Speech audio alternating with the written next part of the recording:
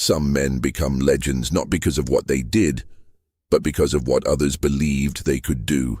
In the cotton fields of Georgia, there lived a man who moved through locked doors as if they were made of air. He walked past armed guards as if invisible.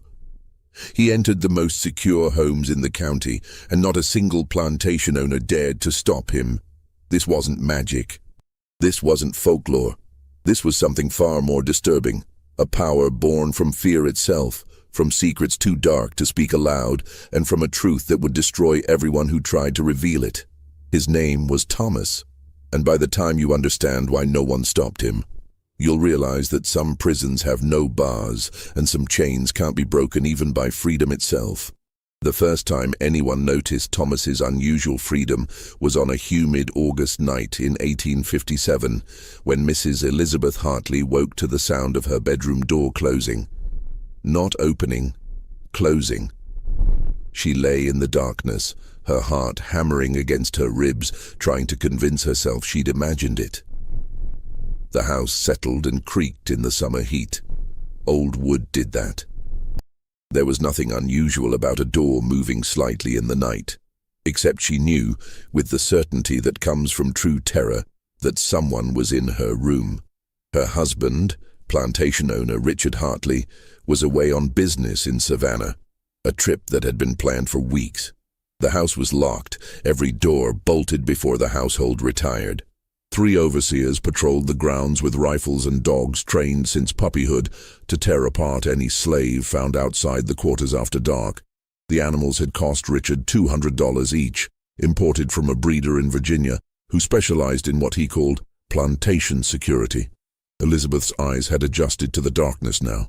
The curtains were drawn, but thin moonlight seeped through the edges, casting the room in shades of black and gray. And there, at the foot of her bed, stood a shadow in the shape of a man, perfectly still, perfectly silent, just standing there, watching her. Elizabeth's scream caught in her throat, trapped behind terror.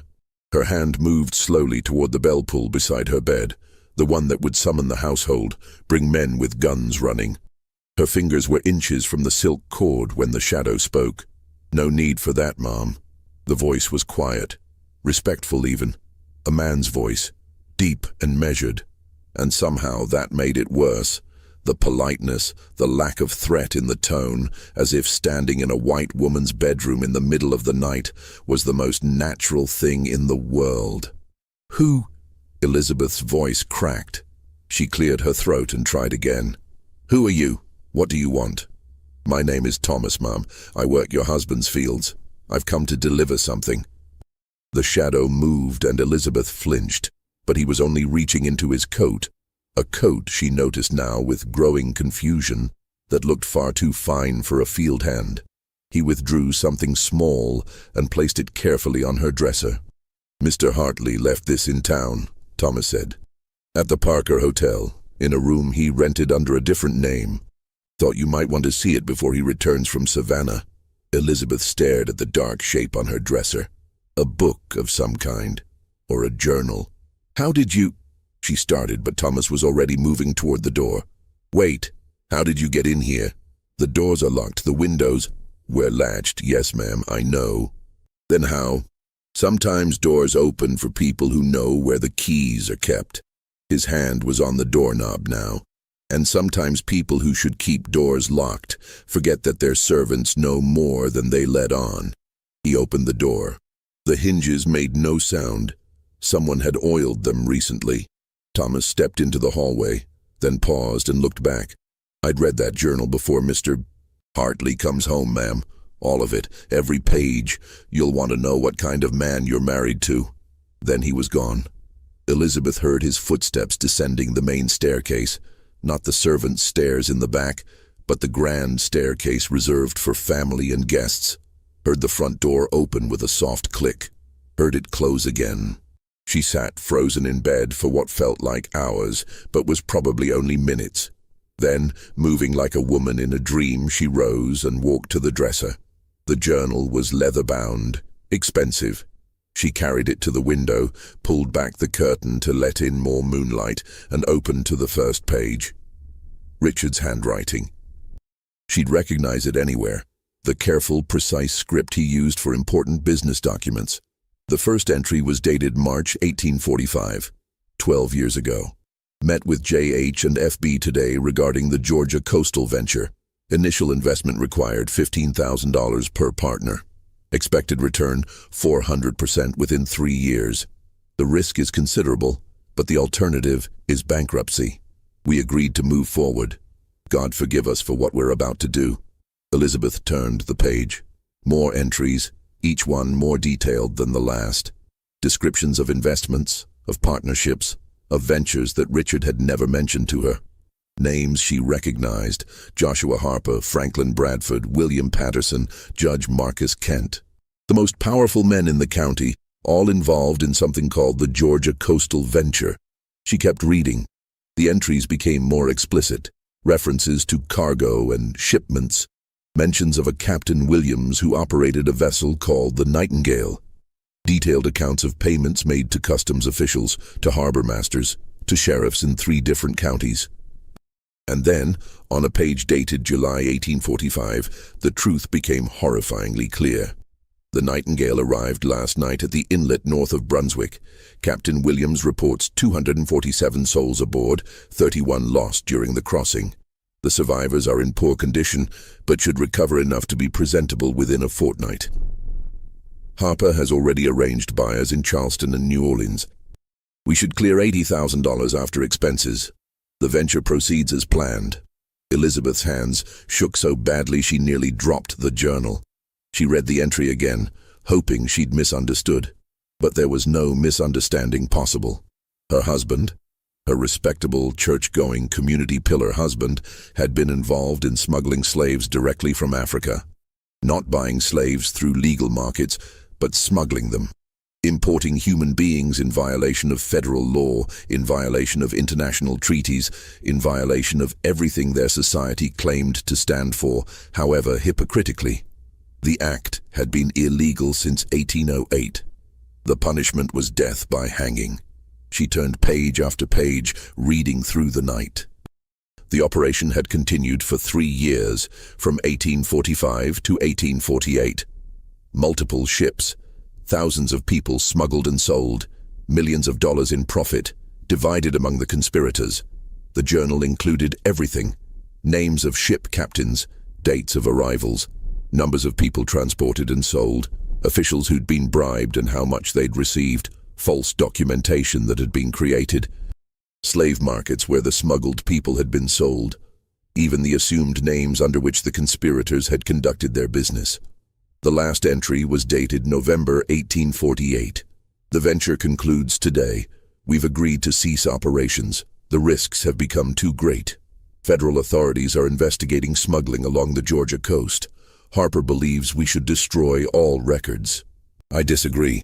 The documentation proves our accounting is correct and protects each partner from false claims by the others. I'll keep this journal secure. No one will find it who shouldn't. Elizabeth closed the journal as dawn began to break. She sat by the window, watching pink light spread across the fields where slaves, some of whom might have been smuggled here, might have been part of Richard's crime, were already emerging from their quarters to begin another day of forced labor. The question that terrified her most wasn't what Richard had done. It was how Thomas, a slave, had gotten his hands on this journal, and why he'd chosen to give it to her. When the household began to stir, Elizabeth rang for her maid and asked that the doors be checked. Every single door in the house was locked from the inside, exactly as they'd been secured the night before. The windows were all latched. The night watchman reported nothing unusual during his rounds. The dogs in their kennel had barked briefly around midnight, but had settled quickly. There was no possible way for anyone to have entered the house. Yet Thomas had been in her bedroom, had stood at the foot of her bed, had spoken to her, placed the journal on her dresser, and walked out the front door. And now Elizabeth knew her husband was a smuggler and a criminal. And she knew that a slave had access to evidence that could hang Richard and a dozen other powerful men. She also knew, with cold certainty, that her life had just become very dangerous. Richard returned from Savannah 3 days later, arriving in the late afternoon with gifts for Elizabeth and their daughter Sarah, silk fabric from a merchant, expensive and lovely. He was in good spirits, talking about successful business dealings, about contracts signed and partnerships solidified. Elizabeth waited until after dinner, until Sarah had gone to bed, until the servants had retired to their quarters. Then she placed the leather journal on Richard's desk in his study. He was pouring brandy when he saw it. The decanter slipped in his hand, splashing amber liquid across the desk. He made no move to clean it up, just stared at the journal as if it were a coiled snake. "Where did you get that?" His voice was barely a whisper. "A man named Thomas brought it to me, in our bedroom in the middle of the night, while I was sleeping." Richard's face went from red to white. "Thomas was in our house?" "In our bedroom, Richard, standing at the foot of our bed. He placed this on my dresser and walked out, through locked doors, past guards and dogs, like he owned the place." Richard collapsed into his chair. "Dear God, I read it, all of it." Elizabeth's voice was steady despite the fury and fear warring inside her. "Every single page, the ships, the people, the bribes, everything you did." "Elizabeth, don't." She held up a hand. "Don't insult me with excuses or justifications. I don't want to hear about financial troubles or desperate measures. You smuggled human beings, Richard. You broke federal law. You could hang for this." "I know." He buried his face in his hands. "Then explain to me how a slave has this journal, how he got into our house, and why you haven't had him killed to protect yourself." Richard looked up at her, and for the first time in their 15-year marriage, Elizabeth saw genuine fear in her husband's eyes. "I can't kill him," Richard said. "None of us can. He's a slave. You own him. You could. He has copies." The words came out flat, defeated. "Multiple copies hidden God knows where. If anything happens to him, if he disappears, if he dies, even if he's sold away, those copies go to federal authorities, to newspapers in the north, to the British government, which has ships patrolling for smugglers and treaties allowing them to prosecute American citizens." Elizabeth sank into a chair across from him. "How many people know about this?" "The conspirators. Maybe 15 men total." "And Thomas? Who is Thomas? Why was he keeping records for you?" Richard reached for his brandy glass with shaking hands. "The operation was complex. Multiple ships, multiple buyers, dozens of transactions. We needed someone to maintain accurate books. Who owed what? Who'd received what? How profits should be divided. We couldn't trust each other to do it honestly, and we couldn't hire a white bookkeeper without risking exposure. So you used an educated slave." Thomas came over on the second voyage, 1845.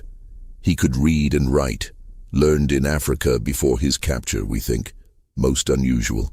Harper thought we should keep him, use him. He was intelligent, detail-oriented, perfect for the work. And it never occurred to any of you that giving an enslaved man detailed records of your crimes might backfire. Richard's laugh was bitter. "Of course it occurred to us, but we needed him, and we thought—" He paused. "We thought we could control him. We thought keeping him enslaved, keeping him dependent on us would be enough. But he made copies. We didn't know until 1848, after we'd ended the operation. That's when Thomas sent each of us a message, a single page, delivered to our homes. It contained exact details from the records, details only he could know. And it made clear that if anything happened to him, everything would become public." Elizabeth tried to process this.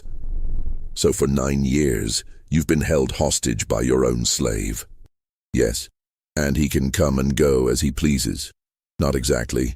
He still works the fields, still lives in the quarters, but 3 times a week he visits each of the conspirators, walks right up to the main house, comes inside, stays for 10 or 15 minutes, then leaves." "What does he do during these visits?" Richard's jaw tightened. "Nothing. He just exists there, stands in our homes, reminds us that he can, that he has power over us. It's psychological, a demonstration of control, and you all just let him. What choice do we have? If we try to stop him, if we show weakness or fear, he might interpret it as a threat. If we treat him harshly, he might decide revenge is worth his own life. So we maintain this bizarre dance. He walks through our doors, we pretend it's normal, and we all live with this sword hanging over our heads. Elizabeth stood and walked to the window, looking out at the darkened fields. There's something you're not telling me. Something worse than what's in the journal. Richard was silent for so long she thought he wouldn't answer. Finally, the numbers in that journal aren't complete. What do you mean? The official records show 643 people smuggled over 3 years, but the actual number was higher. Much higher. How much higher? I don't know. Only Thomas knows. He kept 2 sets of books, one for us to divide profits, and one that recorded the truth. The real numbers, including the ones who died during transport, the ones who were sold under false names. The children separated from mothers. His voice broke. The complete accounting of everything we did. Elizabeth felt sick. And those records are what he's holding over you. Yes, because they don't just prove smuggling. They prove murder, fraud, conspiracy. They name every official we bribed, every law we broke, every lie we told. If those records become public, it won't just be hanging.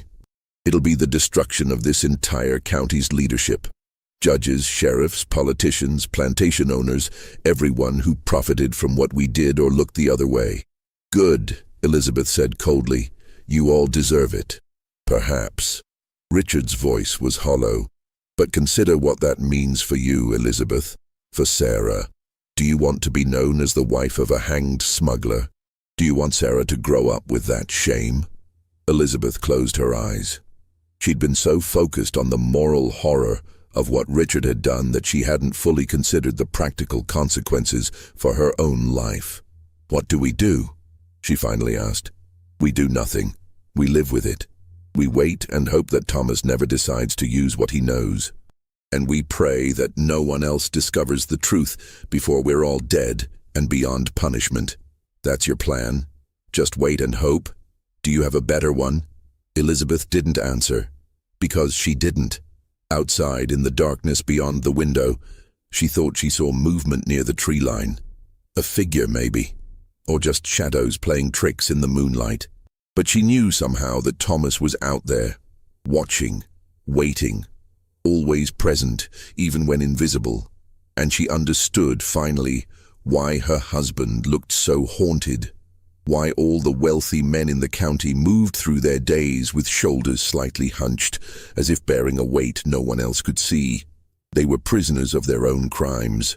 And the man who held the key to their cell was someone they'd tried to treat as property. The irony would have been beautiful if it wasn't so terrifying. While the white families of the county lived in fear of what Thomas might do, Thomas himself lived in a different kind of fear. One that no amount of power over his former masters could eliminate. He worked the Patterson Plantation, owned by William Patterson, a man whose cruelty was legendary even in a region known for harsh treatment of slaves. Patterson believed that discipline was the foundation of profitable agriculture, and his definition of discipline involved regular whippings, reduced rations for minor infractions, and deliberate humiliation designed to break spirits. Thomas worked those fields from dawn until dusk, his hands bleeding at the end of each day, his back aching from bending over cotton plants that seemed to stretch to the horizon. He lived in a cabin that leaked when it rained and offered little protection from winter cold.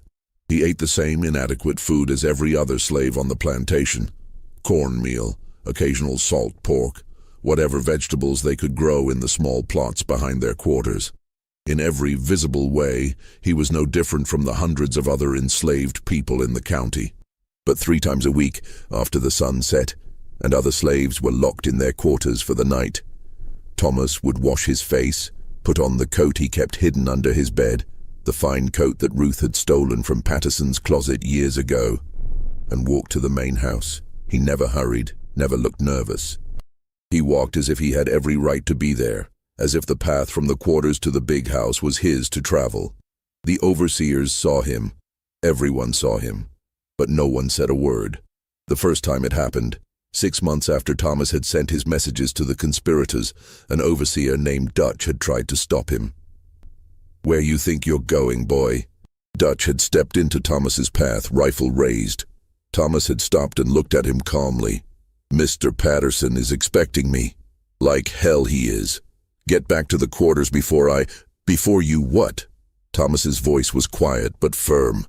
"Before you shoot me? Go ahead. Pull that trigger. See what happens next." Something in Thomas's eyes had stopped Dutch. Not fear.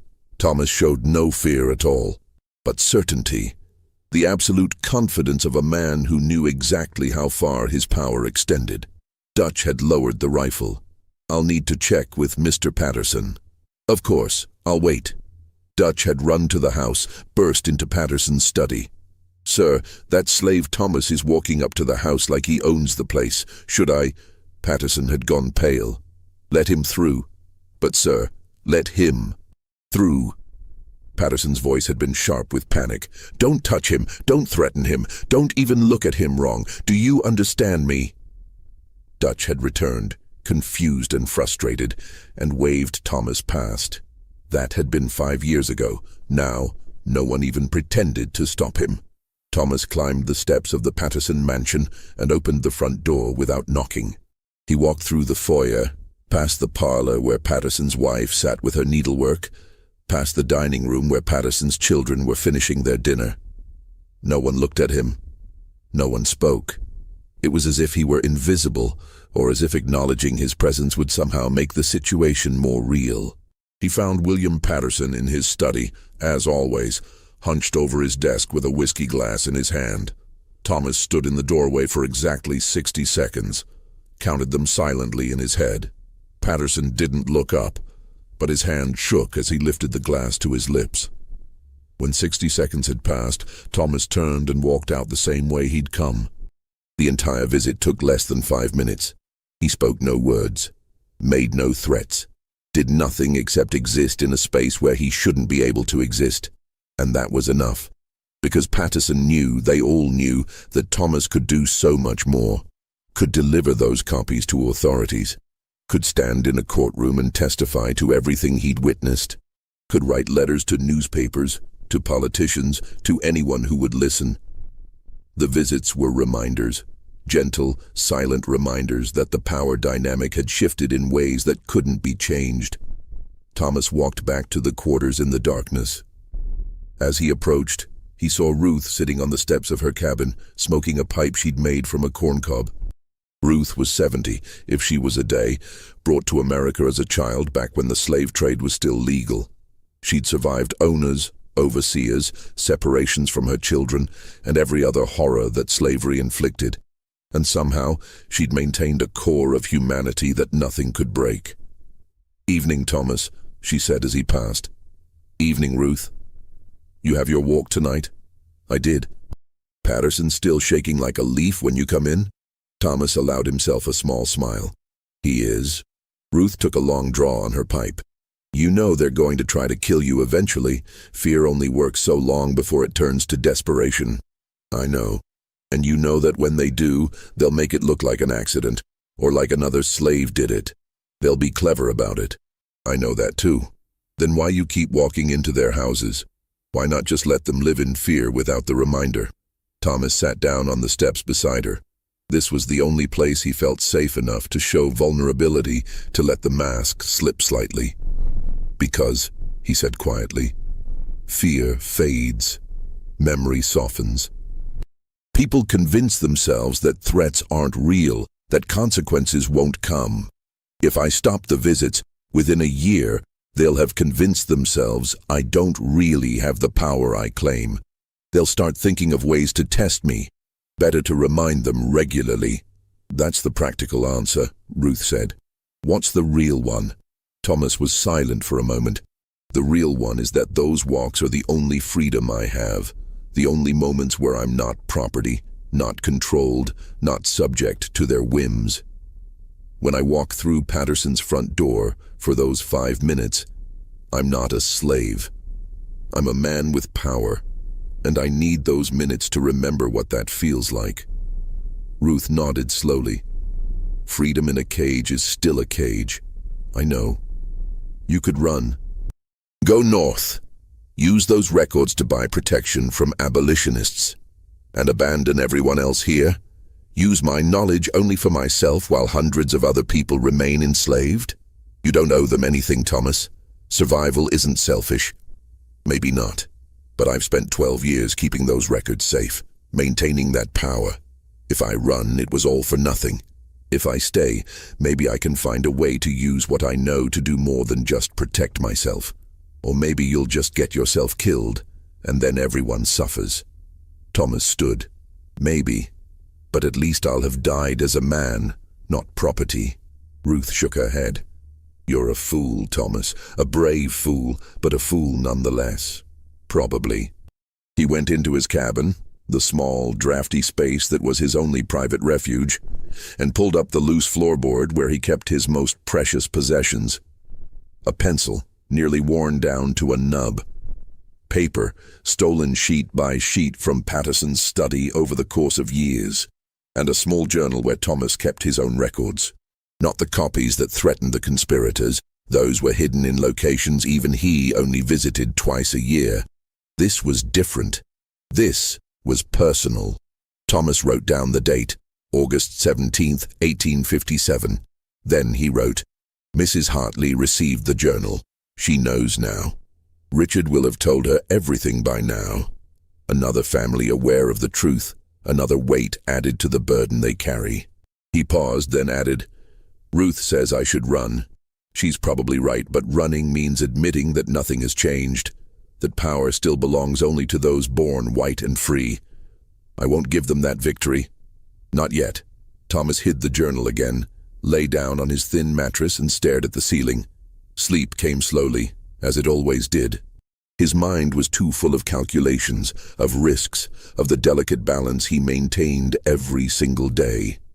He was the most powerful slave in Georgia, and also the most vulnerable.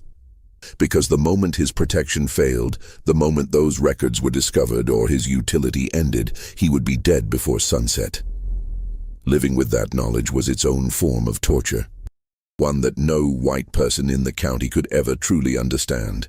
By 1859, Thomas's situation had become so normalized that the younger generation, children who'd grown up seeing him walk through their homes, barely questioned it. Sarah Hartley was 17 that summer, caught between childhood and adulthood, between innocence and the harsh realities of the world she'd been born into. She'd known about Thomas her entire conscious life, the strange slave who came to their house regularly, who her father spoke of only in worried whispers, who seemed to move through society according to rules no one else followed. But she'd never truly paid attention until the night she saw something that changed her understanding of everything.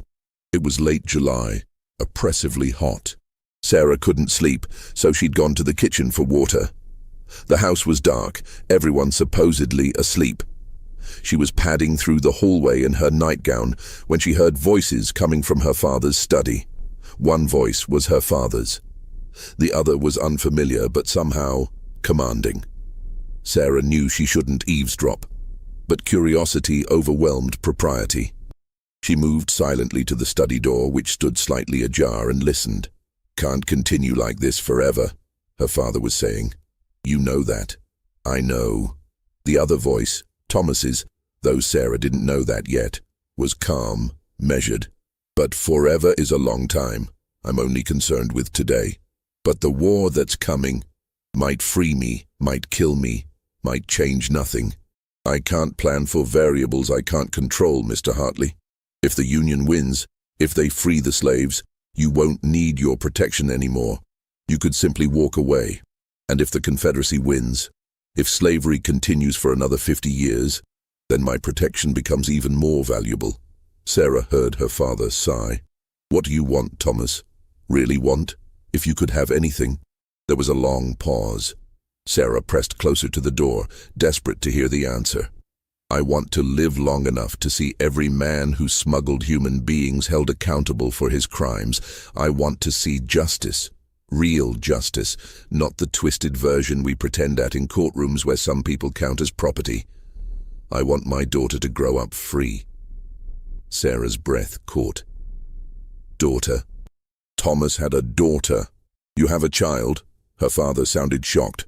Born last month, her mother is Lily from the Bradford Plantation. Bradford doesn't know yet. And before you ask, no, I won't tell you where Lily is hiding her. I learned from your example about the importance of information security. Thomas, that child will grow up in a different world than I did, Mr. Hartley. I'll make certain of it, whether through your laws changing or through the evidence I've kept. One way or another, she'll be free. That's what I want. I hope you get it, Richard said quietly. I genuinely do. What we did, what I did, it haunts me every single day. Good, Thomas said, and Sarah heard no sympathy in his voice. It should haunt you. You should never have a moment's peace for the rest of your life. Footsteps approached the door. Sarah fled silently back to her room, her heart pounding. Thomas had a daughter. Thomas spoke to her father as an equal. No, more than an equal, as a superior. And her father, one of the wealthiest and most powerful men in the county, accepted it. Sarah lay in bed, processing what she'd heard. The pieces of a puzzle she'd never known existed were starting to come together, and the picture they formed was disturbing. Over the following weeks, Sarah began paying closer attention. She noticed how the prominent men of the county carried themselves. The slight hunch to their shoulders, the way their eyes would dart around rooms as if looking for threats, the whispered conversations that stopped abruptly when others approached. She noticed how Thomas moved through public spaces. She saw him once in town, walking past the courthouse. A group of white men stepped aside to let him pass, then watched him with expressions of mingled hatred and fear. She saw Judge Kent nearly drop his walking stick when Thomas appeared on the same street corner. She saw Franklin Bradford cross to the opposite side of the road rather than pass close to where Thomas stood. These men who wielded enormous power, who decided the fates of hundreds of enslaved people with casual indifference, were afraid of a single slave. Sarah needed to understand why. She started spending time in her father's study when he was away, carefully reading through papers and correspondence. She found nothing explicit, but she found traces. References to the Georgia matter and the coastal situation. Letters from attorneys discussing statute of limitations for federal crimes. A note from Judge Kent that read simply, "We maintain our position. No changes can be made." Then one day, while searching through a trunk in the attic, ostensibly looking for old quilts, but really just exploring, Sarah found a metal lockbox hidden beneath layers of fabric. The lock was good, but Sarah had watched her father open similar locks before. She knew where he kept the keys, a small leather case in his desk drawer, labeled as containing important household keys. It took her 3 tries to find the right key. When she opened the lockbox, she found a single item inside, a leather-bound journal. Sarah carried it to the window where the light was better and began to read. Sarah read for 3 hours straight, barely breathing, as the full scope of her father's crimes became clear. The smuggling operation, the thousands of human beings stolen from their homes in Africa, packed into ships where hundreds died during the crossing, then sold like livestock in American markets. The conspirators who'd planned it all, the officials who'd been paid to look the other way. The false documentation, the calculated cruelty of it all. And through it all, mentioned repeatedly, was Thomas, the record keeper, the one who documented everything. Thomas maintains meticulous accounts, one entry read. His attention to detail is extraordinary. He records not just numbers but names, ages, family groups. Harper worries this is too much information, but I believe thoroughness protects us. If questions arise, we can prove exactly what happened. Another entry. Thomas asked today if his work would earn his freedom. Harper laughed at him. I did not. There was something in Thomas's eyes, intelligence, calculation. I worry we've made a mistake in teaching him so much about our operation. And later, the venture concludes today. Thomas handed over the final accounting. Harper wanted to kill him immediately, eliminate the witness. I argued against it. Thomas is too valuable, knows too much. Better to keep him close, controlled. Patterson agreed. We voted to maintain his enslavement, but with certain allowances. The journal ended there. But Sarah understood now. They'd tried to control Thomas by keeping him enslaved, but Thomas had turned the tables by keeping copies of the records. Now the conspirators were the ones being controlled, trapped by their own crimes. It was brilliant, terrifying, but brilliant. Sarah carefully returned the journal to the lockbox, locked it, and replaced it exactly as she'd found it.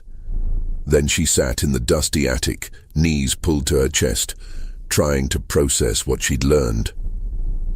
Her father was a criminal, not just a slave owner, which was legal, even if Sarah had growing doubts about its morality, but an actual criminal who'd violated federal law in ways that carried the death penalty.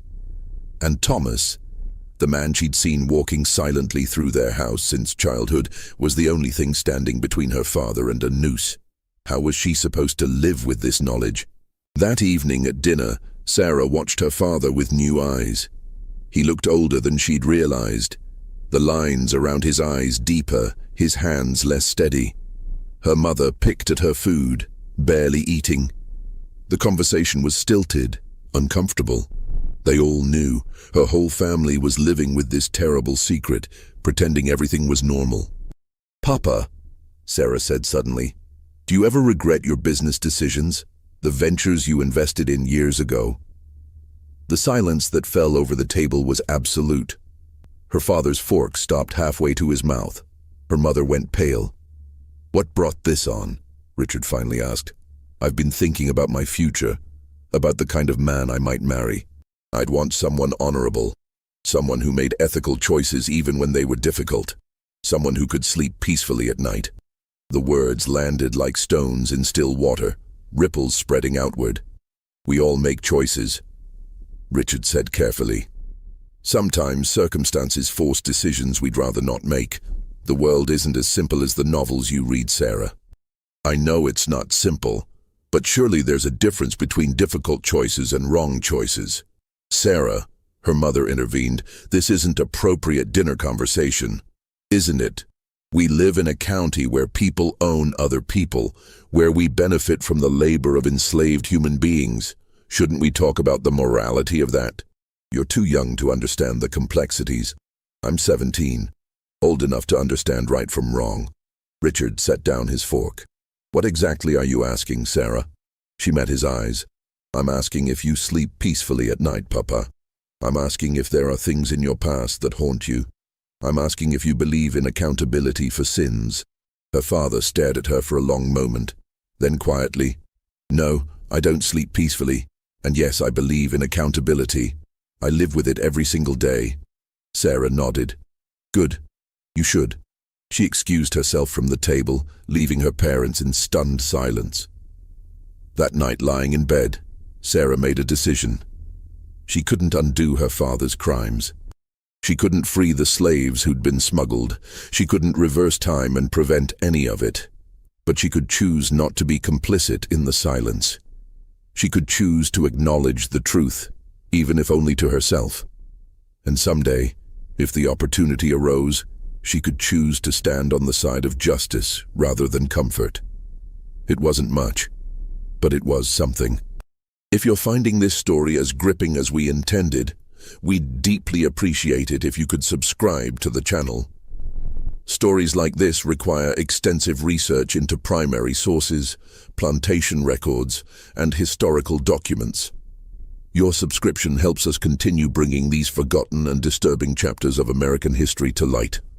We read every comment, so share your thoughts about Thomas's impossible situation below. The conspiracy that had created Thomas's power extended far beyond the handful of plantation owners who directly participated in the smuggling. By 1860, dozens of additional people had become entangled in the web of secrets and lies. Sheriff Coleman knew. He'd been one of the officials who'd accepted bribes to look the other way when slave ships arrived at hidden inlets. He'd falsified reports, intimidated potential witnesses, and used his position to protect the conspirators. Dr. Samuel Pritchard knew. He'd examined newly arrived Africans, treating diseases acquired during the crossing and certifying them as born in America for sale documents. His medical reputation lent credibility to the false documentation. Mayor Harrison knew.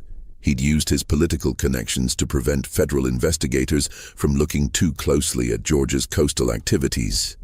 Even Reverend Matthews, the respected minister who preached every Sunday about Christian morality, knew something. He'd accepted donations to his church from the conspirators. Donations large enough that he must have questioned their source. And they all lived in fear, not just of legal consequences but of social destruction. Because in their society, reputation was everything.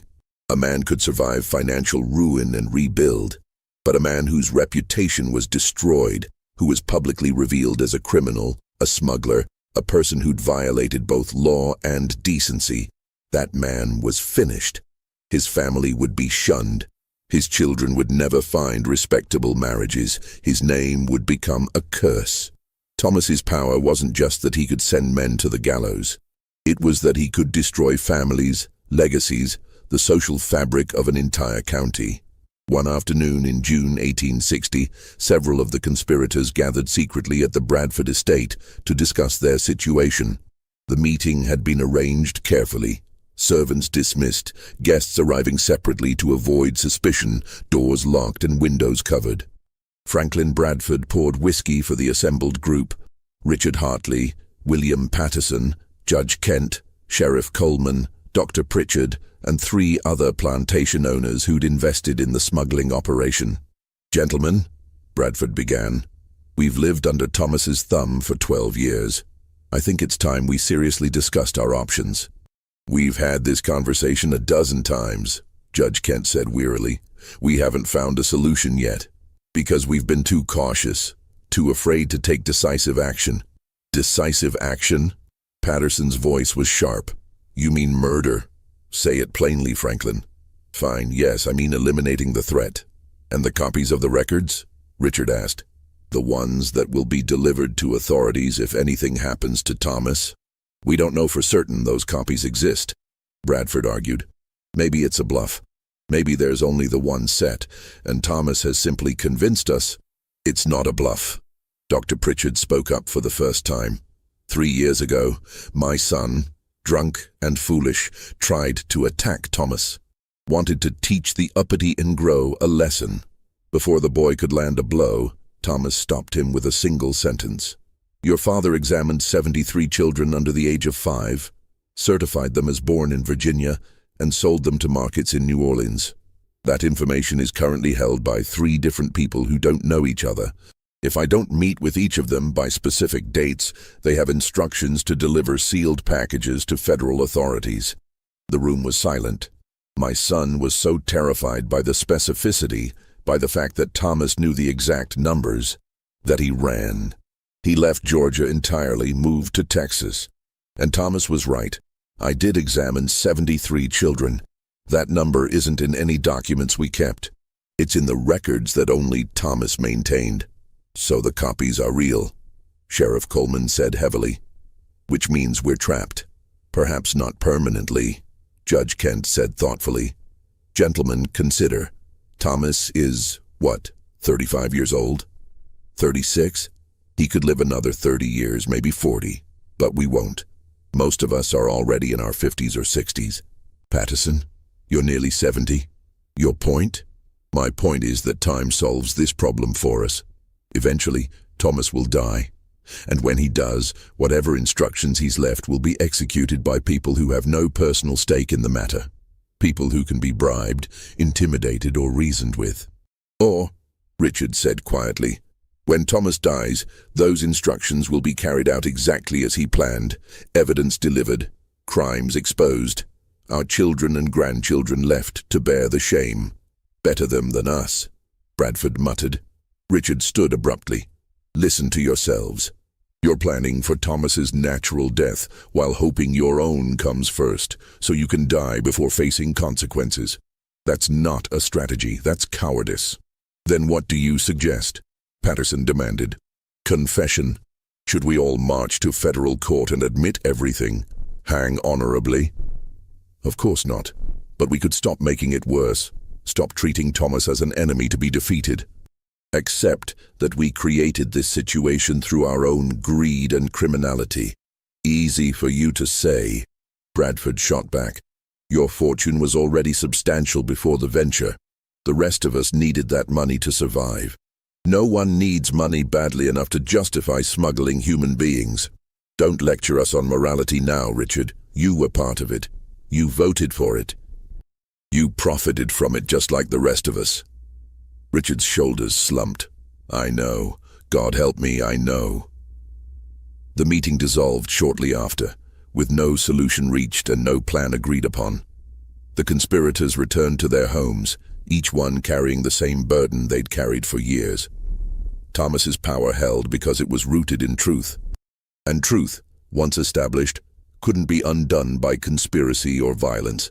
It could only be carried, like chains that grew heavier with every passing year. While the White families obsessed over Thomas's power, Thomas himself worried about something far more important: his family. Lily worked the Bradford Plantation, 3 miles from Patterson's land where Thomas lived.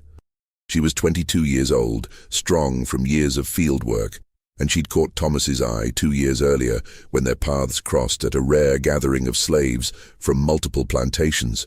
Their relationship had developed slowly, carefully. Slaves weren't allowed to marry across plantations. It complicated ownership and created divided loyalties. But love didn't respect the laws of property, and Thomas and Lily had found ways to see each other. Thomas would use his evening freedom to walk to the Bradford plantation. Franklin Bradford, terrified of Thomas as all the conspirators were, never dared question these visits. Thomas would spend an hour with Lily in the quarters, speaking quietly, planning for a future that seemed impossibly distant. When Lily became pregnant, they both knew it complicated everything. A child of Thomas's would be born into slavery, owned by Bradford. But that child would also be the daughter of the only slave in Georgia who held power over white men. The target on that child's back would be enormous. "We need to get her out," Lily had whispered one night, her hand on her swollen belly. "When she's born, we need to get her away from here." "Where? How?" Thomas asked. "I can't leave. If I disappear, everything I've built collapses. They'll destroy the evidence, kill anyone who knows anything, and make sure no trace remains. Then I'll take her. I'll run. They'll hunt you. Bradford will send trackers, dogs. They'll claim you stole valuable property, both yourself and the child. Then what do? Let her grow up enslaved? Let Bradford sell her away when she's old enough to work?" Thomas had no answer. He was powerful in specific ways, but he couldn't protect his own family. The irony was bitter. The baby was born in August 1859, a girl they named Grace, though they couldn't officially register the name anywhere. For the first months of her life, Grace lived with Lily in the Bradford slave quarters, and Thomas visited when he could. Franklin Bradford knew about the child. Everyone knew. But Bradford had made a calculated decision not to interfere. Thomas's visits to his plantation were already unsettling enough. Antagonizing the man by threatening his daughter seemed like begging for disaster. So an unspoken agreement existed. Bradford pretended not to notice Thomas's family. Thomas maintained his usual schedule of visits to Bradford's home. Neither acknowledged the deeper implications. But Thomas knew this arrangement couldn't last forever. When Grace was 6 months old, Thomas made a decision. He approached Bradford directly during one of his regular visits. "I want to buy my daughter's freedom," Thomas said. Bradford, who'd been staring fixedly at his desk as always during Thomas's visits, looked up in genuine surprise. "You want what?" "I'll pay you for her." "For Grace?" "Name a price." "Slaves can't own property. You can't buy anything." "Then I'll provide you with information that's worth far more than one infant's market value. Information about your fellow conspirators. Things they've done that you don't know about. Things that would shift the balance of power among you." Bradford's eyes narrowed. "You'd betray the others to save your daughter?" "Without hesitation. But I'd prefer a simpler transaction. You set a price. I find a way to pay it through intermediaries. Grace becomes free. And if I refuse?" Thomas leaned forward slightly. Then I'll remember that you had the chance to do one good thing, one small act of decency, and chose cruelty instead. I'll remember that when I decide what to do with the records I hold. It was the closest Thomas had ever come to an explicit threat. The balance of their strange relationship shifted in that moment. Bradford was silent for a long time. If I free the child, she has nowhere to go. Lily isn't free. You aren't free. Grace would be free on paper, but functionally still enslaved. She'd have options you and I don't. She could be sent north, could be placed with free black families who'd raise her, or she could be kidnapped and re-enslaved. It happens all the time, Thomas. You know that. Thomas did know that. Free papers meant nothing if someone decided to ignore them and claim you were escaped property. I'm offering you the chance to be less of a monster than you already are, Thomas said finally. Take it or don't, but know that your choice will be remembered. Bradford stood and walked to his safe. He pulled out a blank manumission form, the legal document that granted freedom to enslaved individuals.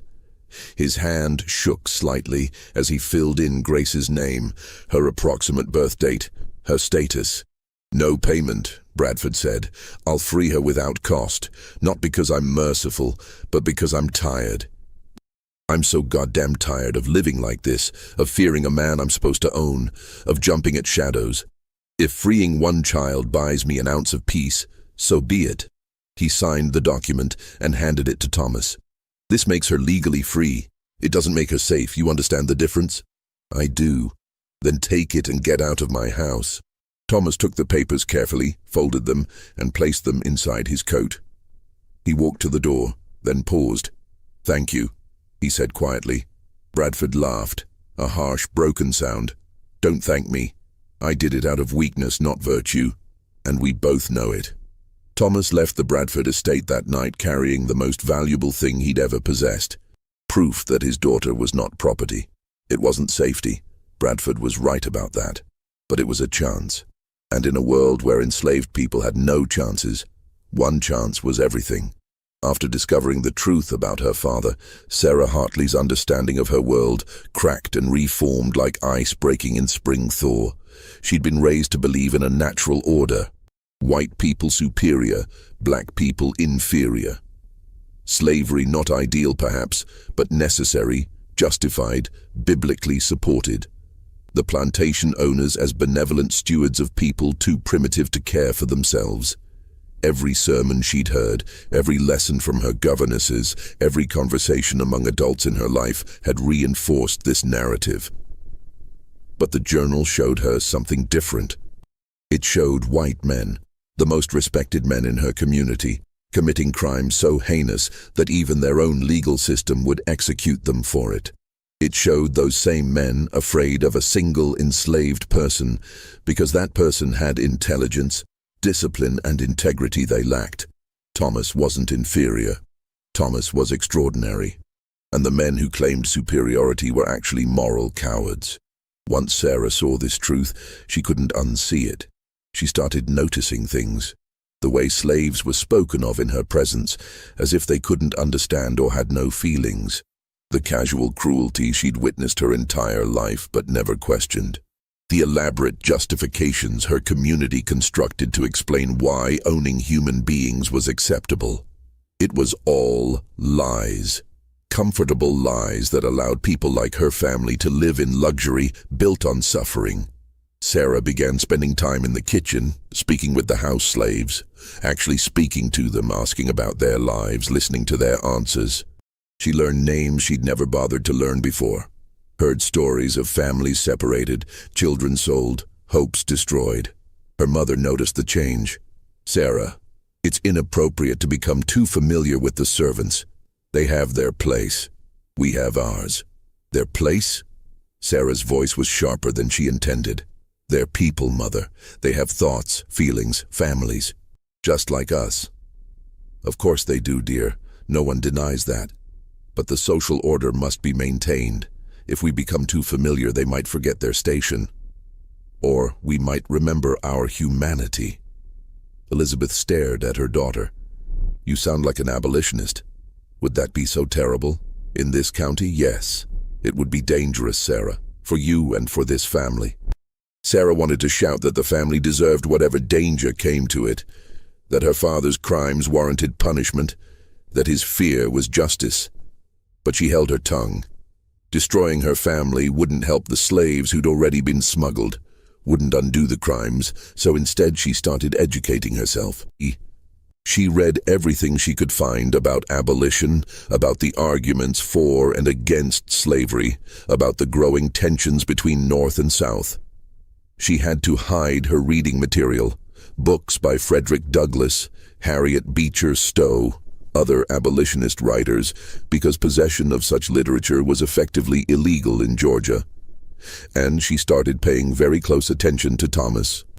She watched him move through their house during his visits, seeing him properly for the first time. He wasn't shuffling or servile. He carried himself with dignity, with quiet strength. His eyes were intelligent, alert, missing nothing. One evening, Sarah did something incredibly foolish. She went to the library during one of Thomas's scheduled visits and waited for him. When Thomas entered the room, he usually spent a minute in the library during each visit, she'd learned. He stopped short at seeing her. "Miss Hartley," he said quietly, "you shouldn't be here. It's my home. Why shouldn't I be in the library?" "You know why." Sarah stood. "I read my father's journal, the one from the lockbox in the attic. I know what you're doing, why they're afraid of you." Thomas's expression didn't change, but something shifted in his eyes. "Then you know this conversation is dangerous for both of us." "I know. I don't care." She took a breath. "I want to help." "Help how?" "I don't know yet. But what my father did, what all of them did, it was evil. They should be held accountable. If your records can do that, I want to help make sure they're not destroyed." Thomas studied her for a long moment. "How old are you?" 17. "Young enough to still believe in simple justice. Old enough to be dangerous if you act without thinking." He moved toward the door. "Miss Hartley, the best way you can help is to stay silent, stay safe, and wait. When the time comes, and it will come, people with conscience will be needed to rebuild. Be one of those people." "That's not enough. I want to do something now." Wanting to do something and knowing what to do are very different. You can't undo your father's crimes by exposing him. That would destroy your mother, ruin your own future, and accomplish nothing for the people who were smuggled. They're scattered across 5 states now, sold and resold. Justice for them is impossible. Then what's the point of the records you keep?" Thomas paused at the door. "Insurance, protection, and maybe someday testimony. But not revenge. Never revenge. Revenge is poison." He looked back at her. "You want to help? Then when this war comes, and it's coming, Miss Hartley, anyone can see that. Choose the right side. Use whatever privilege you have to help people who have none. That's how you make amends for benefits you've received from evil." He left before she could respond.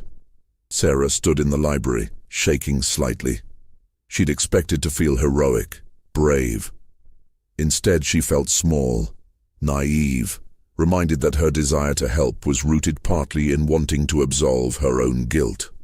But Thomas was right about one thing. A war was coming. Everyone could feel it. The tensions between North and South were reaching breaking points. Violence in Kansas, political crisis in Congress, debates about slavery becoming louder, more bitter. And when that war came, Sarah would have choices to make. She just hoped she'd have the courage to make the right ones. Not everyone connected to the conspiracy was content to live in fear. Some men, particularly those with less to lose, began plotting active solutions. Carl Vicksburg was one of the overseers on the Patterson Plantation, a hard man who'd made his living through violence and intimidation. He'd been hired after the smuggling operation ended, so he knew nothing about the specific crimes. But he knew about Thomas's unusual privileges, and it enraged him. "It ain't natural," he complained to the other overseers over whiskey. "That Negro walking around like he owns the place, coming and going as he pleases. Something needs to be done."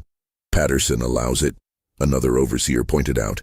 "We can't go against what the boss wants. Patterson's gone soft. or Thomas has something on him. Either way, it's wrong.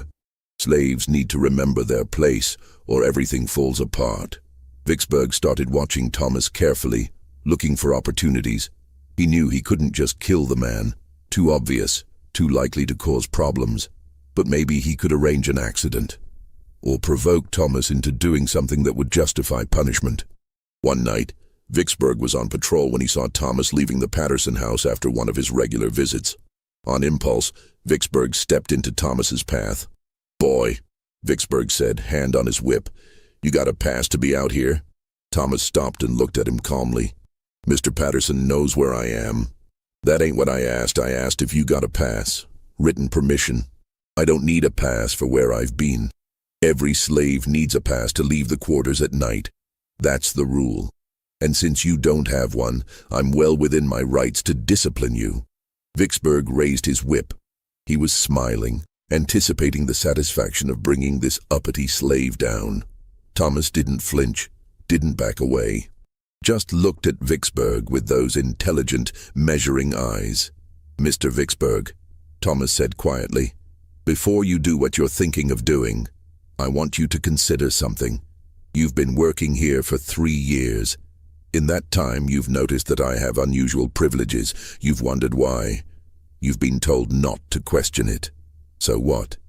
So ask yourself, what could a slave possibly have that would make men like William Patterson, who eats men like you for breakfast, afraid? What would make him tolerate behavior he'd normally punish with death?" Vicksburg's smile faltered slightly. "The answer," Thomas continued, "is information. I have information that can destroy every powerful man in this county. That information is protected. If I die, if I'm injured, if I disappear, it becomes public, and everyone connected to it suffers. I got nothing to do with whatever dirt you're holding. No, but Patterson does. And if Patterson suffers because you couldn't control yourself, what do you think he'll do to you?" Vicksburg lowered the whip slowly. "You're bluffing." "Am I? Then hit me. See what happens tomorrow. See if Patterson keeps you employed.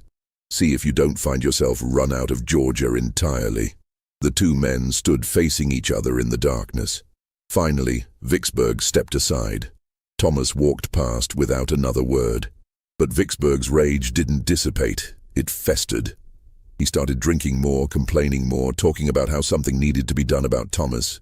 One of the other overseers, worried about where this was heading, finally went to Patterson with concerns. Patterson called Vicksburg into his office the next day. "I hear you've been making threats about Thomas," Patterson said coldly. "Not threats, sir. Just saying what everyone's thinking. That it ain't right how You will leave Thomas alone. Completely alone. You will not speak to him, look at him, or acknowledge his existence. If you can't do that, you're welcome to seek employment elsewhere." Vicksburg stared. "Sir, I don't understand. He's not just anything. He's untouchable. And if you can't accept that, you're of no use to me." "But why? What's he got that—" Patterson stood up, his face red. "Because he has the power to destroy me, you idiot. He has evidence of crimes that would see me hanged.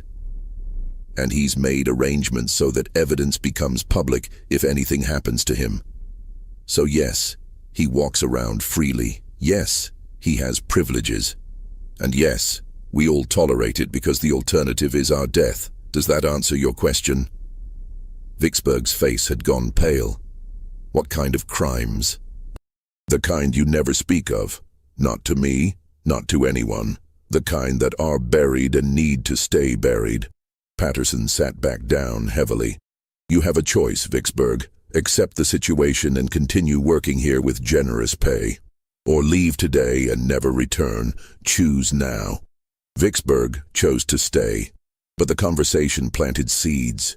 He started asking quiet questions, speaking to other overseers at other plantations, piecing together whispers and rumors. Within 6 months, he had a rough outline of what the conspiracy had been. Smuggling, illegal importation, probably from Africa. And he began to wonder if there was profit to be made from this information. If Thomas's records were valuable enough to protect him, maybe they'd be valuable to others too. To federal authorities, maybe, or to newspapers, or even to the conspirators themselves. Might they pay to have the records destroyed? Vicksburg didn't act on these thoughts immediately, but they simmered in his mind, a backup plan if things ever got bad enough that he needed money quickly. He wasn't the only person making such calculations. Throughout the county, others who'd learned fragments of the truth were considering how that knowledge might be leveraged. Thomas's power was holding for now.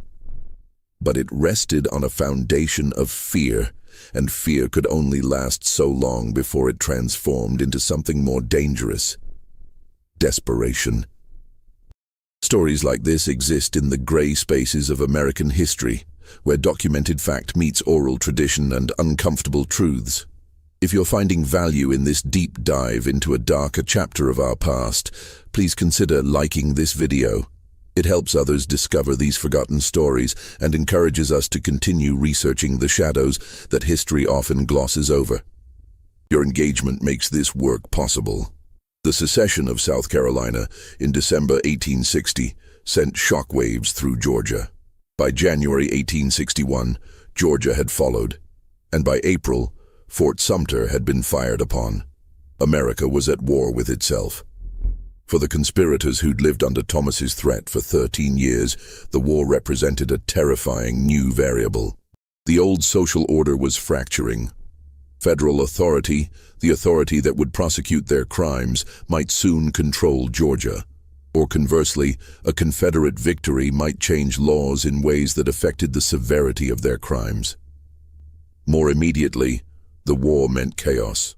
Soldiers moving through the countryside, normal routines disrupted. The possibility that in the confusion, Thomas might be killed or freed, and his carefully constructed protection might collapse. William Paterson called an emergency meeting of the surviving conspirators in June 1861. Judge Kent had recently died of natural causes, taking his fear to the grave. The remaining men gathered at the Bradford estate, exhausted and aged by their years of anxiety. "The war changes everything," Paterson began. "If the Union wins, slavery ends, Thomas becomes free. Then we pray for Confederate victory," someone said. "And if the Confederacy wins, slavery continues, maybe for generations, and we continue living under Thomas's thumb for the rest of our natural lives." Paterson shook his head. "Either outcome is untenable." "Then what do you propose?" Richard Hartley asked, though he already suspected the answer. "We eliminate the problem before the war reaches Georgia, while we still have control." "We've been through this," Bradford protested. "The copies." "Maybe the copies don't matter if everything becomes chaos," Paterson interrupted. "Think about it. The war provides cover. Thomas dies in the confusion, killed by deserters, or Union sympathizers, or just the random violence that war brings. His instructions for the copies become confused. Maybe they're delivered to authorities, but those authorities have bigger concerns than decade-old smuggling crimes. Maybe the records are lost in the chaos.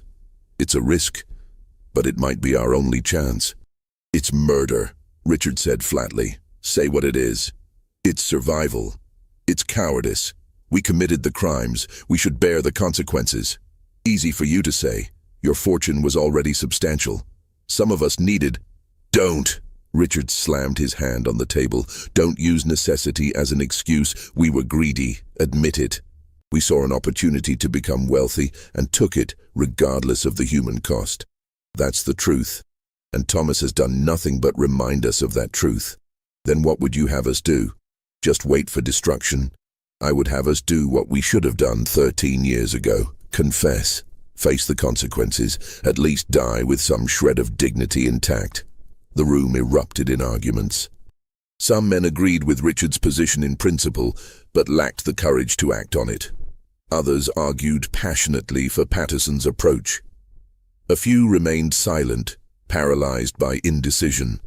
The meeting ended with no consensus, but a fracture had formed in the group. Paterson, Bradford, and 3 others had decided they were willing to risk violence. Richard, Dr. Pritchard, and 2 others had decided they would rather live with uncertainty than add murder to their list of crimes. The remaining men were simply waiting to see which side proved stronger. Thomas knew about the meeting. He knew about everything that happened among the conspirators. He had people throughout the county feeding him information, slaves who overheard conversations, free black workers who heard rumors, even a few white people whose conscience troubled them enough to provide warnings. He knew Patterson was preparing to act, and he knew his time was running out. Thomas sat in his cabin one night, considering his options. He could run, use his evening freedom to disappear north, take Lily and Grace if possible, use the records as leverage to gain protection from abolitionists or federal authorities. But running meant abandoning everyone else. The other enslaved people in the county would remain in bondage. The conspirators would destroy whatever evidence they could find, and Thomas's 13 years of careful work would end with nothing accomplished. Alternatively, he could strike first, deliver the records to authorities now, before Patterson could act. The conspirators would hang or go to prison. Their plantations would be confiscated. Justice, a form of justice anyway, would be served. But Thomas's protection would end. The men he'd exposed would have nothing left to lose. Their families, desperate to preserve something, might come after him or his daughter. And in Confederate Georgia, a slave who'd destroyed powerful white men would find no protection, regardless of the legality of his evidence. So Thomas chose a third option. He disappeared. Not completely, not permanently, but strategically. On a moonless night in July 1861, Thomas gathered his few possessions, took the money he'd saved from small jobs performed over the years, and walked away from the Patterson plantation. He didn't go far, just to a small settlement of free black families about 15 miles away. The community was barely more than a collection of cabins in the woods, hidden from casual observation. Free blacks lived precarious lives in Georgia, constantly at risk of being kidnapped and re-enslaved. But they developed networks and skills for staying safe. Thomas arrived at the settlement and was taken in by a woman named Naomi, who'd known him slightly from previous encounters. He explained his situation, some of it anyway, and asked for temporary shelter. "How long you need to stay hidden?" Naomi asked. "Don't know. Months, maybe, until I see how the war develops." "You in danger?" "Yes. But more importantly, my being visible puts a target on others. If I disappear, it shifts the situation, makes them uncertain instead of desperate." Naomi studied him. "You're the one people whisper about, the slave who walks through white folks' doors." Thomas nodded. "Heard you keep some kind of records. Protection." "That's right. Those records somewhere safe? 3 separate locations, with 3 different people who don't know each other. If something happens to me, they have instructions." Naomi smiled slightly. "Smart. You can stay, but you work. No free riders here." Thomas spent the next months living in the settlement, working odd jobs, helping with repairs and construction. He was stronger than most from years of field labor, and his education made him valuable for keeping accounts and writing letters. He made 2 secret trips during that time. One to check on Lily and Grace at the Bradford plantation. Both were safe, and Lily had hidden Grace's manumission papers carefully. One to meet with one of his record-keeping accomplices and ensure the arrangements remained intact. Meanwhile, back in the county where he'd lived, his absence created exactly the uncertainty he'd intended. The conspirators didn't know if he was dead, fled, or simply hiding. They didn't know if his protection was still active. They didn't know whether to feel relief or terror. And in that uncertainty they turned on each other. With Thomas gone, the delicate balance of the conspiracy began to collapse. Patterson, convinced that Thomas had fled north and the threat was diminished, started pressuring the other conspirators to destroy any remaining evidence and agree on a shared story in case authorities ever came asking questions. But Richard Hartley refused. "If Thomas is dead or gone, then we wait. We don't make it worse by creating new crimes." "You're a fool, Hartley. This is our chance to what? Destroy evidence that might not matter anymore. Thomas might have fled, yes, but his instructions remain. We change nothing. We destroy nothing. We wait. Bradford sided with Patterson. Dr. Pritchard sided with Hartley. The group fractured into factions, each one suspicious of the others. Then, in September 1861, something strange happened. Franklin Bradford received a letter. It was delivered through normal postal channels, addressed in handwriting Bradford recognized immediately as Thomas's. Inside was a single page. I am neither dead nor gone. The arrangements remain in effect. Any attempts to alter the situation will be interpreted as threats and responded to accordingly. Continue as before. No signature. No return address. Bradford showed the letter to Patterson and the others. The effect was immediate. The fragile hope that Thomas's disappearance meant freedom collapsed. The fear returned, stronger than ever, because now they didn't even know where Thomas was, couldn't monitor him, couldn't predict his actions. He'd become a ghost, more powerful invisible than he'd ever been visible. Over the following months, other letters arrived. Judge Carter, who'd taken over some of Judge Kent's duties, received one. Sheriff Coleman received one. Even Mayor Harrison, who'd been relatively peripheral to the conspiracy, received a reminder of his complicity. The letters said little, but their existence was enough. Thomas was out there. Thomas was watching.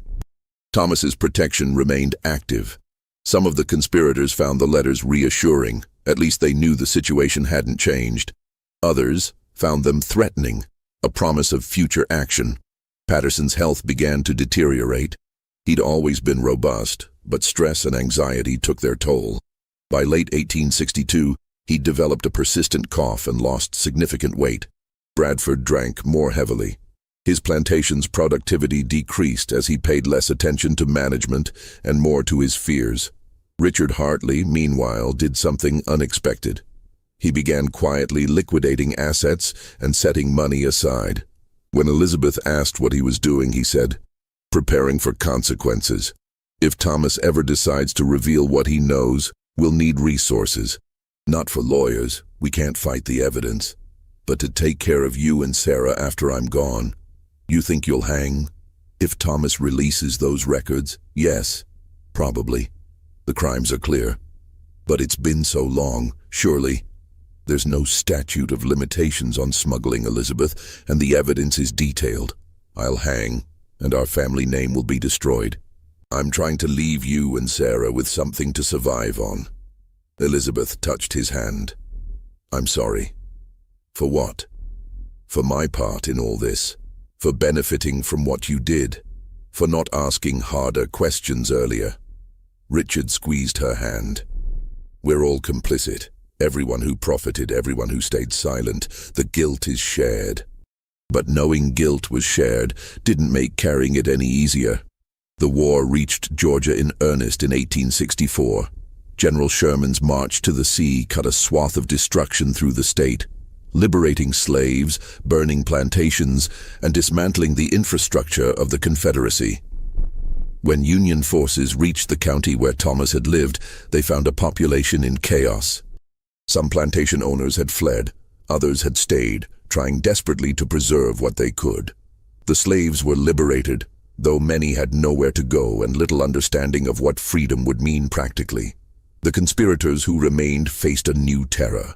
Union occupation meant Union military courts, and Union courts might be very interested in evidence of Confederate crimes. Richard Hartley was sitting in his study when Union soldiers arrived at his plantation in December 1864. He'd been expecting them. The officer in charge, a Captain Morrison, was young but carried himself with authority. "Richard Hartley." "Yes. I'm here to inventory your property and assets. Everything is being recorded for potential confiscation." "I understand." Morrison looked around the study, noting the expensive furniture, the books, the evidence of wealth. "You owned 43 slaves according to our records." "I did. They're free now." "Do you have documentation of their origins? Bill of sale, transfer papers?" Richard's heart hammered. "Some of it. The records are incomplete." "Incomplete how?" "Lost over the years. Fires. Misplacement. You know how it is." Morrison studied him. "Actually, I don't know how it is, Mr. Hartley. I'm from Massachusetts. We freed our slaves nearly a century ago. So explain to me how records of significant valuable property just disappear." Before Richard could answer, another voice spoke from the doorway, "Because some of those slaves were never supposed to exist in the first place." Richard turned. Thomas stood there, looking older but healthy. He was wearing clothes that marked him as free, a good coat, boots without holes. He carried himself differently than he had as a slave, though the intelligence in his eyes was unchanged. "Who are you?" Morrison asked. "Thomas Freeman. I'm working with the Freedmen's Bureau now, helping newly freed people navigate their rights. I used to be enslaved here, so I know the area." Freeman. Thomas had taken a surname. Richard felt something twist in his chest.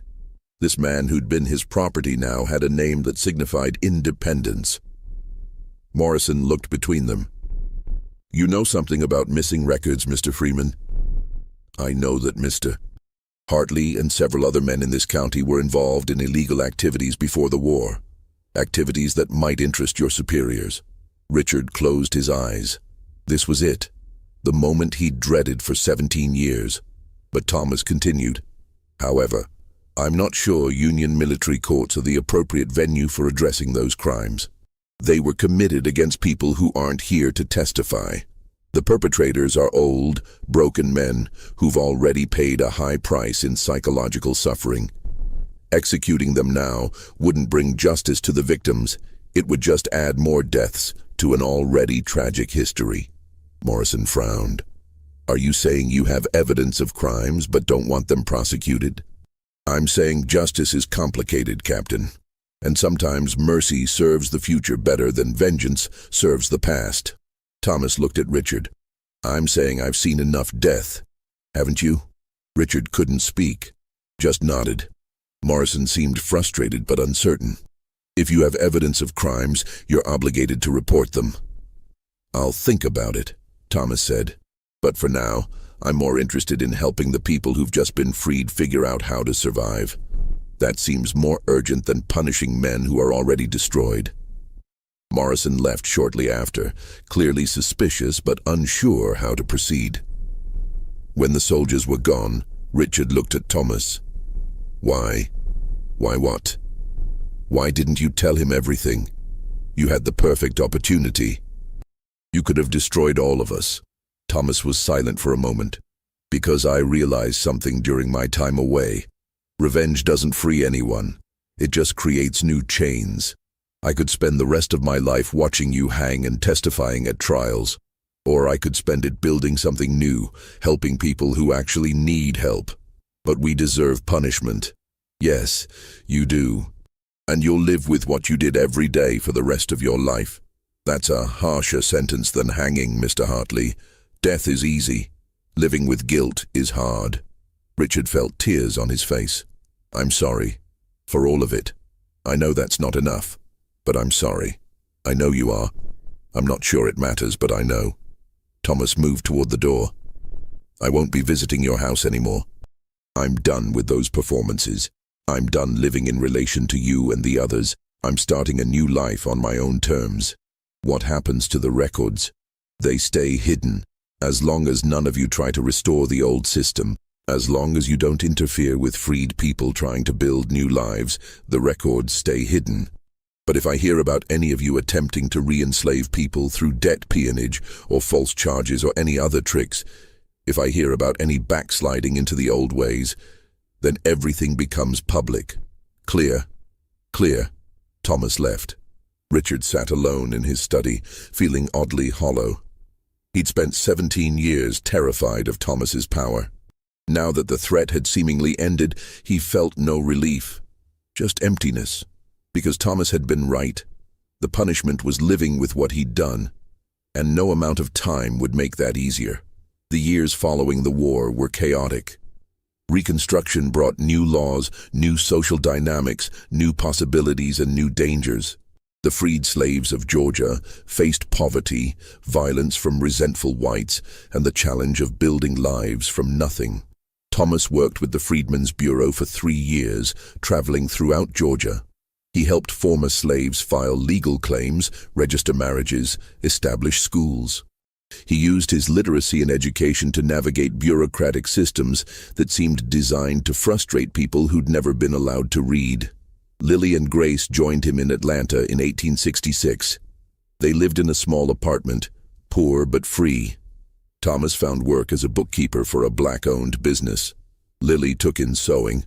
Grace, now 7 years old, attended one of the new schools for black children. It was the first time in Thomas's life that he'd experienced something resembling normalcy. No fear of being sold, no performances of power, no constant vigilance, just work, family, modest hopes for the future. But the records remained hidden. Thomas checked on them twice a year, ensuring they were still secure, because Reconstruction was fragile. The former Confederates were already pushing back, creating new laws to restrict black freedom, forming groups that used violence and intimidation. The Ku Klux Klan was born in Tennessee and spread quickly. If the progress made during Reconstruction was reversed, Thomas wanted insurance. The records could still be used if necessary. In 1868, Thomas received a letter from Sarah Hartley. She'd moved to Philadelphia after the war, unable to stomach living in Georgia anymore. She'd become involved in charitable work with freed people who'd migrated north. "Dear Mr. Freeman," she wrote, using his chosen surname respectfully, "I hope this letter finds you well. I wanted you to know that my father passed away last month. Heart failure, the doctors said, though I think it was more accurately spirit failure. He died carrying the weight of what he did, and I suppose that's a form of justice. I don't expect you to forgive him or any of them. I don't forgive him entirely, though I loved him. But I wanted you to know that in his final years, he used what remained of his money to quietly fund schools for freed people. It wasn't enough to balance the scales. Nothing could be, but it was something. You showed me that power doesn't have to mean cruelty, and that justice can sometimes look like mercy. I'm trying to live by that example. Thank you for the unexpected lessons." Thomas kept the letter. He never wrote back. There was nothing to say that wouldn't feel false or performative. But he was glad to know Richard had tried, in some small way, to make amends.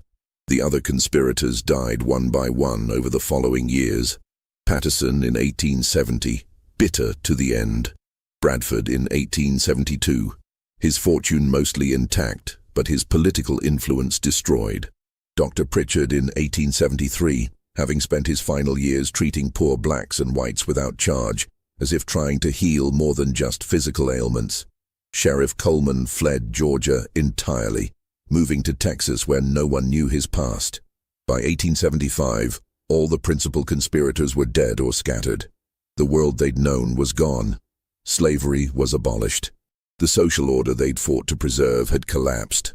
And Thomas's records became historical curiosities rather than immediate threats. Thomas moved his family to Philadelphia in 1868, following Sarah's example. The North wasn't free of racism, but it offered opportunities unavailable in Georgia. Thomas opened a small bookshop selling new and used books. It was modest but profitable. Grace grew up in Philadelphia, attending good schools, never knowing the terror of slavery except through her parents' stories. She became a teacher herself, working in schools for black children. Thomas never spoke publicly about his past, never told the dramatic story of how he'd held power over powerful men. When asked about his life before Philadelphia, he'd say simply, "I survived slavery." That's enough to know. But in private, he wrote, not for publication, he had no interest in fame or recognition, but for grace, for possible grandchildren, for some future generation that might need to understand. He wrote about the smuggling operation in precise detail, about the men who'd committed those crimes and how they'd escaped justice, about the system that had allowed such horrors, about the years he'd spent walking through locked doors, protected only by information and the fear it inspired.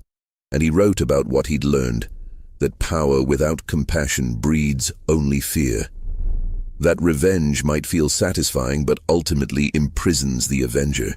That justice and mercy aren't opposites, but sometimes partners. I could have destroyed them, he wrote. I had the evidence, the opportunity, the justification. But I realized that destroying them wouldn't heal anyone, wouldn't free the people who'd already been smuggled and sold, wouldn't restore the years I'd lost or the family I'd never known. What freed me wasn't exposing them. It was choosing not to, choosing to walk away with my power intact but unused, choosing to build something new instead of tearing down something old. They lived in prison because of what they'd done. I chose not to live in prison because of what they'd done to me. That choice, that conscious decision to refuse the role of eternal victim or eternal avenger, that was my real freedom. Thomas died in Philadelphia in 1891 at age 67. His obituary described him as a respected businessman and pillar of the community, with no mention of his extraordinary past. Grace inherited the bookshop and his writings. She kept the writings private as he'd instructed, sharing them only with her own children when they were old enough to understand. The records, the actual evidence of the smuggling operation, were discovered decades later in 1923 during demolition of an old church in Georgia. They were donated to a historical society where they gathered dust in archives, occasionally referenced by historians but generating little public interest. By then, the people they could have destroyed were long dead. The crimes they documented were safely historical. The evidence that had once been powerful enough to hold plantation owners hostage had become just another artifact of a terrible era. But Thomas's personal writings, his reflections on power, fear, justice, and freedom, those remained with his family, passed down through generations, read by descendants who needed to understand where they came from and what their ancestors had survived. And in those writings was the truth that history books often miss, that the real victories aren't always public, that the most powerful choices are sometimes the ones to not use power. That freedom isn't just the absence of chains, but the ability to choose who you'll become after the chains are broken.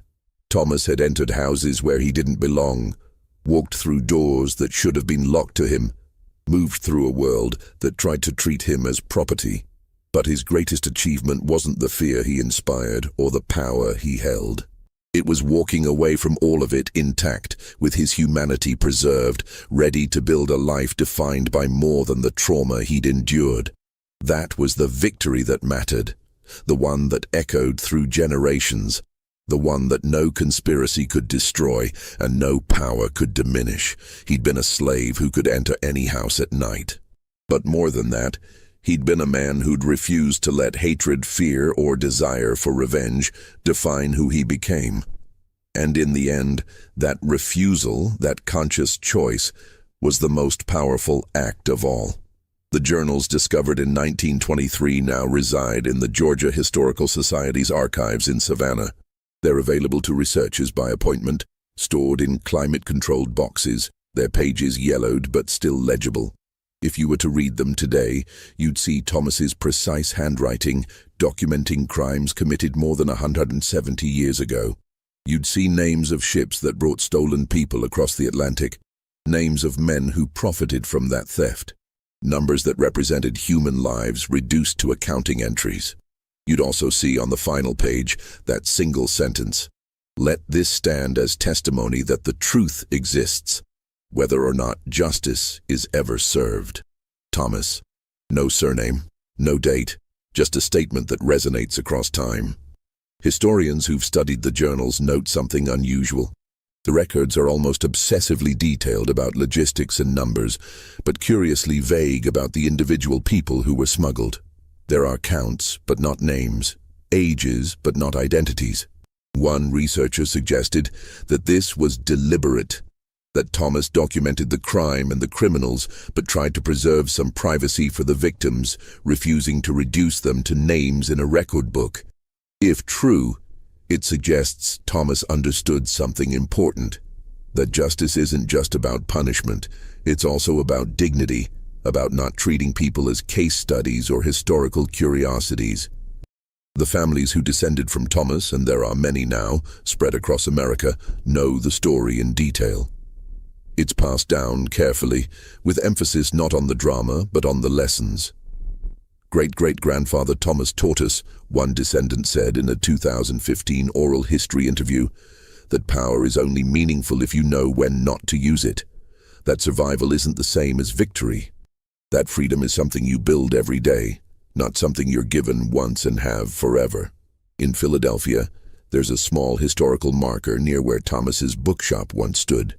It mentions him briefly as a freedman who became a successful businessman and community leader. Nothing about the smuggling operation or the power he held or the men who feared him. That might seem like erasure, history forgetting the most interesting parts of his story. But maybe it's fitting. Thomas spent his enslaved years being defined by his relationship to white power. Spent years being valuable only as a threat, only as someone who held dangerous information. Perhaps he'd appreciate being remembered simply as a man who lived, built, taught, and left behind descendants who knew their history. The real memorial isn't a marker or archived journals. It's the fact that Grace's descendants, Thomas's descendants, live in freedom their ancestor helped secure. They're doctors, teachers, artists, engineers. They carry his legacy not as a burden, but as a foundation. And perhaps that's the only justice that mattered, not seeing the guilty punished, but ensuring the children of the oppressed would have chances their ancestors never did. Thomas walked through doors that should have been locked to him, but the doors he really opened were the ones leading to a future where his descendants wouldn't need to extract power through fear. They'd have it by right, by law, by simple human dignity. That's the victory history books miss. That's the triumph that echoes louder than any dramatic revelation could have. The slave who could enter any house at night ultimately didn't need to enter those houses at all. He built his own house instead, and his children and grandchildren and great-grandchildren have lived in the freedom he fought so carefully to preserve. That's how some stories end.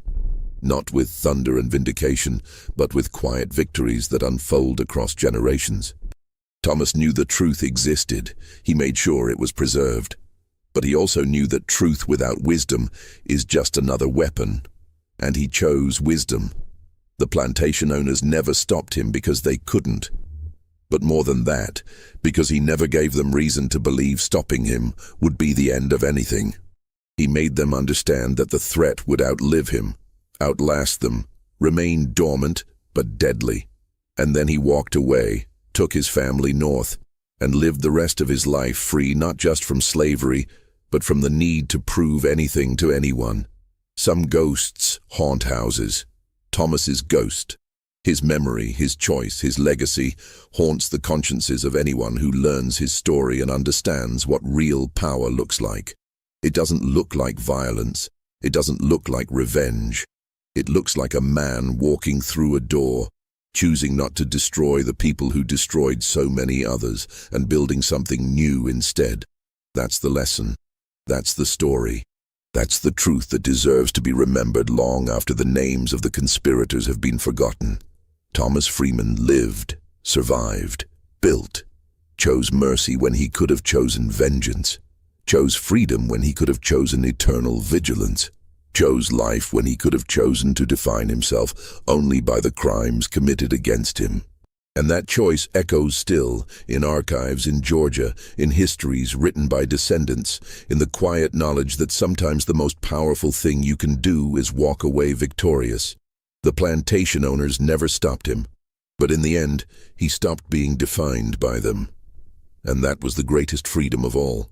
Thank you for listening to this deep exploration of a complex moment in American history. If you found this story thought-provoking, please consider sharing it with others who appreciate nuanced historical narratives. And don't forget to turn on notifications so you never miss our investigations into the forgotten and uncomfortable corners of our nation's past. History remembers what we choose to preserve.